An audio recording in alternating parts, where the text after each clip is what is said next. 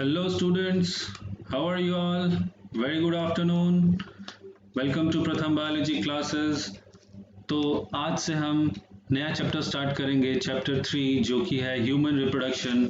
जैसा कि आप देख पा रहे हैं इमेज में कि जो चैप्टर है उसका नाम है human reproduction, right? So there is a lot to know, a lot to discuss as usual. So आइए चलते हैं अपने नए चैप्टर की तरफ और देखते हैं उसमें क्या कुछ है नया जानने को। ओके, सो स्टूडेंट्स, हम अपने चैप्टर पे हैं ह्यूमन रिप्रोडक्शन। ओके, तो चैप्टर स्टार्ट करने से पहले कुछ बात मैं आपको बता देना चाहूँगा इस चैप्टर से रिलेटेड, जो कि इम्पोर्टेंट है। देखो बच्चों, ये जो चैप्टर है ये बहुत ही इंटरेस्टिंग है, राइट? क्योंकि ये हमारे खुद के बॉडी से रिलेटेड है। ह्यूमंस के बारे में जानना है कि ह्यूमंस रिप्रोड्यूस कैसे करते हैं, राइट? कैसे एक नया बेबी फॉर्म होता है, तो ये ह्यूमंस के बारे में ही जानना है। So this chapter is going to be very interesting. अच्छा, दूसरी बात, ये चैप्टर इम्पॉर्टेंट इसीलिए भी है क्योंकि इस चैप्टर से आपको क्वेश्चन मिलेंगे। ऑब्जेक्टिव भी मिल सकता है और सब्जेक्टिव भी मिल सकता है। शॉर्ट क्वेश्चन या लॉन्ग क्वेश्चन भी इससे आपको लिखने को मिल सकते हैं। सो कंसेप्ट को बहुत ही ध्यान से समझना है, राइट? एज यूजुअल लिखने का प्रैक्टिस करना है आपको, ठीक है? जो भी कंसेप्ट आप समझ रहे हो उसे लिखने का भी प्रैक्टिस करना है, राइट? और थर्ड कि अगर आप एंट्रेंस की तैयारी कर रहे हो, मेडिकल एंट्रेंस की तैयारी कर रहे हो, तो उस पॉइंट ऑफ व्यू से भी ये चैप्टर आपका इम्पॉर्टेंट हो जाता है, क्योंकि यहाँ से भी कुछ कंसेप्चुअल क्वेश्चन, कुछ फैक्चुअल क्वेश्चन, ठीक है, इस तरह के क्वेश्चंस हमेशा आपको मिलते हैं, राइट? तो आइए चलते हैं अपने चैप्टर की तरफ। तो सबसे पहले हम देख लेते हैं कि इस चैप्टर में कौन कौन से टॉपिक्स हैं जो हमें पढ़ने हैं, राइट? तो सबसे पहला है the male reproductive system. Okay, so the first is male reproductive system, यानी कि इसमें हम जानेंगे कि मेल रिप्रोडक्टिव सिस्टम में कौन कौन से ऑर्गन हैं, ठीक है, कैसे वो काम करते हैं, ठीक है? तो जब हम डिटेल से देखेंगे तो जानेंगे। Second topic is female reproductive system. Female reproductive system के बारे में जानना है। गैमेटोजेनेसिस, इस टर्म के बारे में आप जानते हो, गैमेटोजेनेसिस, राइट? तो गैमेटोजेनेसिस क्या होता है, कैसे होता है, तो डिटेल से इसके बारे में पढ़ेंगे। Menstrual cycle, right? Menstrual cycle क्या होता है? Fertilisation and implantation, right? Fertilisation and implantation. Fertilisation आप जानते हो कि fusion of male and female gamete, ठीक है? Then pregnancy and embryonic development, ठीक है? तो प्रेगनेंसी क्या होता है, एम्ब्रियोनिक डेवलपमेंट कैसा होता है, ठीक है? पार्चुरेशन एंड लैक्टेशन, ठीक है, फाइन। तो ये सारे टॉपिक्स हैं जो कि हम इस चैप्टर में कवर करेंगे, फाइन। तो आइए आगे बढ़ते हैं। ओके, सो फर्स्ट इंट्रोडक्शन का पार्ट है, राइट? तो देखते हैं इंट्रोडक्शन में क्या लिखा है। तो देखो, reproduction is one of the fundamental characteristic of living organisms. It is the process by which a species perpetuates itself. ठीक है, कहने का क्या मतलब है कि आप पढ़ चुके हो पहले भी कि रिप्रोडक्शन एक ऐसा कैरेक्टरिस्टिक फीचर है जो कि एक बहुत ही फंडामेंटल, एक बहुत ही बेसिक सा कैरेक्टर है लिविंग ऑर्गेनिज्म का। कहने का मतलब कि अगर वो लिविंग ऑर्गेनिज्म है तो वो रिप्रोडक्शन जरूर करेगा, right? It is the process by which a species perpetuates itself, ठीक है? तो ये perpetuate का मतलब क्या है, राइट? इस perpetuate का मतलब है कि कंटिन्यू करना, राइट?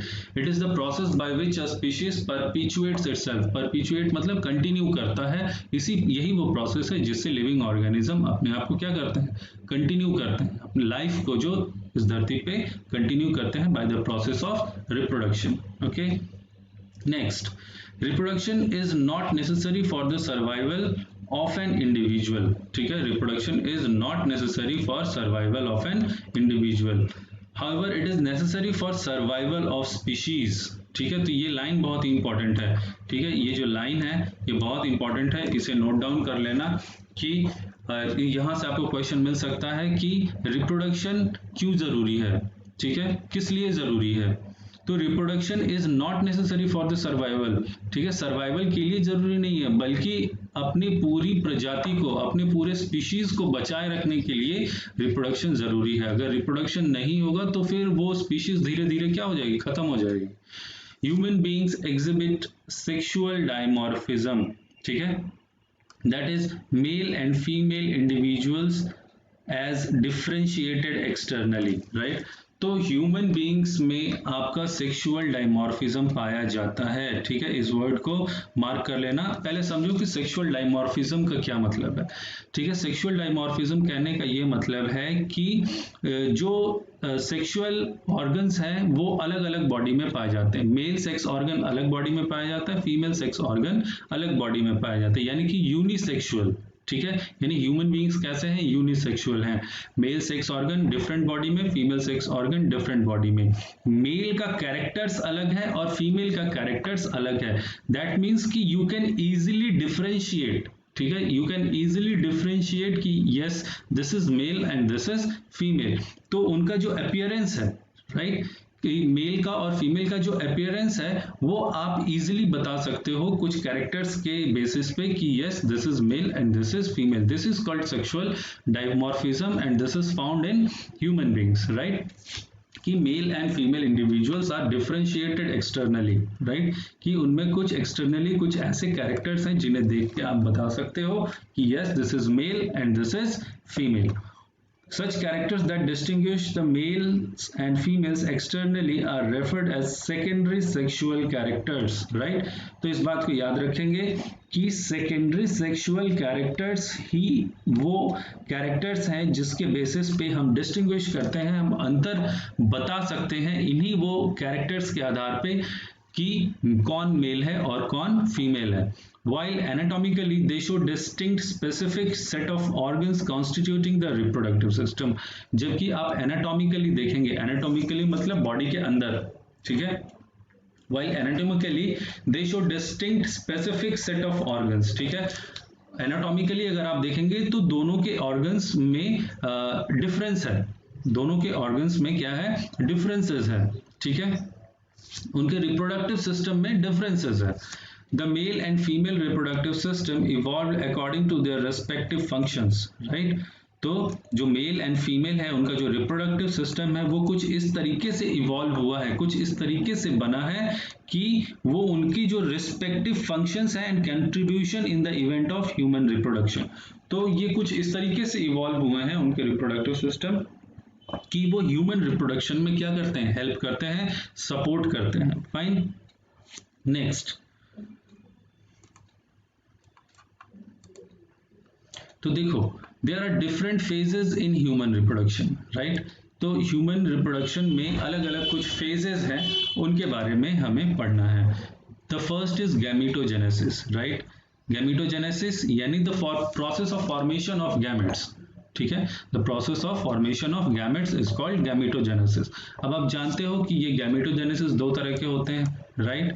वन इज स्पर्मेटोजेनेसिस, है ना, one is spermatogenesis and second is oogenesis। तो स्पर्मेटोजेनेसिस आपका मेल में होता है, ठीक है, और oogenesis कहाँ होता है, फीमेल में होता है, ठीक है, आप पढ़ चुके हो उस चीज को फर्स्ट चैप्टर में। तो स्पर्मेटोजेनेसिस और oogenesis इन दोनों को कलेक्टिवली हम क्या कहते हैं, गैमेटोजेनेसिस, बिकॉज मेल में मेल गैमीट क्या होता है, स्पर्म होता है, और फीमेल में फीमेल गैमीट क्या होता है, तो ओवम होता है, राइट। और इन दोनों की जो प्रोडक्शन का जो प्रोसेस है, ठीक है, उनको कलेक्टिवली हम क्या कहते हैं, गैमेटोजेनेसिस कहते हैं। Next is insemination, right. What do mean by insemination? Insemination means transfer of gamete, ठीक है। अब गैमेट तो प्रोड्यूस हो रहा है अपने अपने जगह पे, लेकिन गैमेट का क्या होना है, ट्रांसफर होना है, ठीक है। तो ट्रांसफर कहाँ होना है, तो फीमेल रिप्रोडक्टिव ट्रैक में उसका ट्रांसफर होना है, जिसे कि हम इंसेमिनेशन कहते हैं। तो these are the step by step phases, ये स्टेप बाय स्टेप फेज है, ठीक है, जो कि ह्यूमन रिप्रोडक्शन में होता है। तो फर्स्ट इज गैमेटोजेनेसिस, पहले गैमेट का फॉर्मेशन होगा, then insemination, transfer of gametes, then formation of zygote, right. उसके बाद क्या होगा, जाइगोट का फॉर्मेशन होगा। आप जानते हो जाइगोट का फॉर्मेशन कैसे होता है, फर्टिलाइजेशन होता है, गैमेट्स फ्यूज होते हैं आपस में, मेल गैमेट फीमेल गैमेट आपस में फ्यूज होते हैं और जाइगोट का फॉर्मेशन होता है, राइट। अच्छा, then division, cleavage phase in zygote. अब जाइगोट के फॉर्मेशन होने के 24 आवर्स के अंदर उसमें डिवीजन स्टार्ट हो जाते हैं, राइट, जिसे कि हम क्लीवेज कहते हैं, ठीक है। इस टर्म को याद रखना कि जहां कहीं भी यहाँ डिवीजन होगा, डिवीजन मतलब जब एक सेल डिवाइड करके दो सेल बनाएगा, राइट, एक सेल डिवाइड करके आपका दो सेल बनाएगा तो उसे हम क्या कहते हैं, क्लीवेज कहते हैं, ठीक है। तो ये जो डिवीजन हो रहा है इसके जगह पे हम क्लीवेज वर्ड यूज करेंगे। तो after the formation of zygote, zygote बनने के 24 घंटे के अंदर, विद इन 24 आवर्स, उस एक जाइगोट में, वो जो सिंगल सेल का जाइगोट है उसमें डिवीजन स्टार्ट हो जाता है, राइट। तो उसके बारे में भी हम पढ़ेंगे।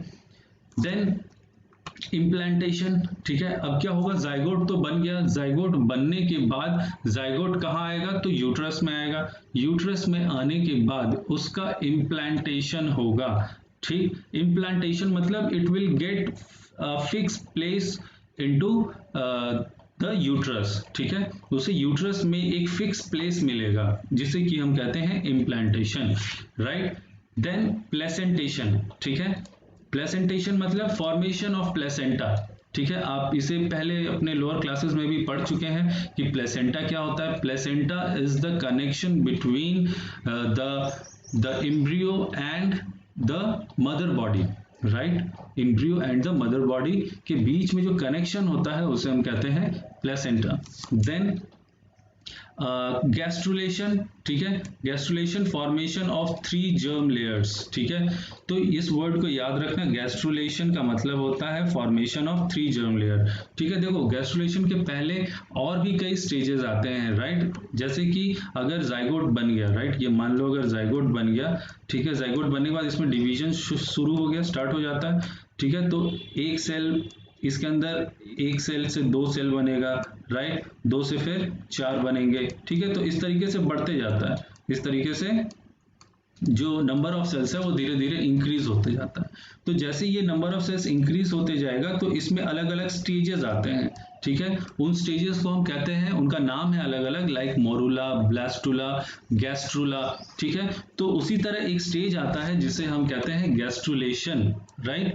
और इस गैस्ट्रुलेशन में क्या होता है कि formation of 3 germ layers, right, 3 germ layer का फॉर्मेशन होता है। हम देखेंगे, आगे पढ़ेंगे कि वो जर्म लेयर कैसे बनते हैं, क्यों बनते हैं, राइट। और उसके बाद आता है आपका ऑर्गेनोजेनेसिस, ठीक है, ऑर्गन्स का फॉर्मेशन। ये 3 जर्म लेयर्स बनने के बाद आपका ऑर्गन्स का फॉर्मेशन स्टार्ट होता है।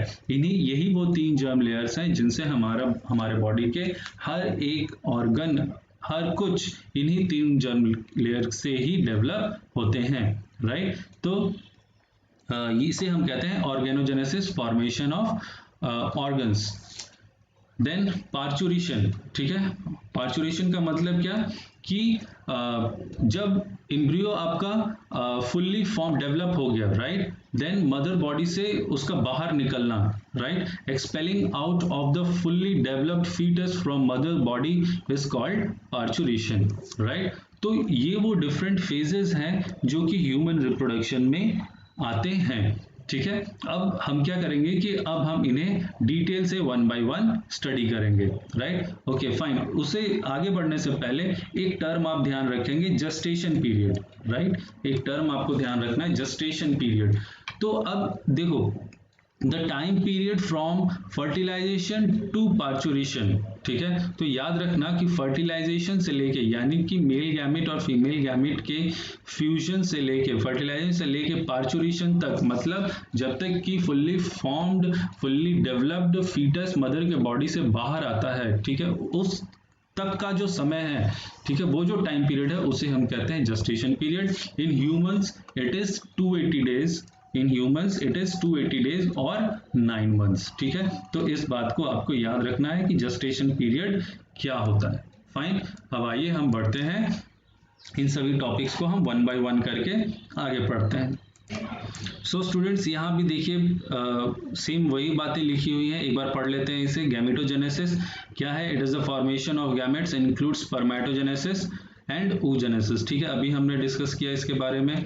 Insemination, it is the process of transfer of sperms into genital track of female, right. Fertilization is the event of fusion of male and female gametes to form zygote within oviduct, ठीक है, clear है।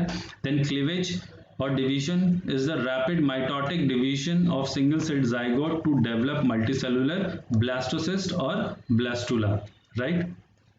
Implantation क्या है, it is the process of attachment of blastocyst stage of embryo to the uterine wall, ठीक है, तो it is getting a fixed position in the uterus। Placentation क्या है, it is the formation of placenta between foetus and uterine wall of mother to exchange essential materials, right, तो connection develop हो गया है, अब वहां से एक्सचेंज ऑफ मटेरियल्स होगा। Gastrulation is the event of development of blastocyst into gastrula with 3 primary germ layers, ठीक है, गैस्ट्रुलेशन में जर्म लेयर्स डेवलप हो जाते हैं। Then organogenesis, it is the formation of specific tissues, organs and organ system from 3 primary germ layers, then after parturition, ठीक है, तो अभी हमने ये सारी बातें डिस्कस कर ली हैं। Okay students, so that's all for today, आज के लिए इतना ही।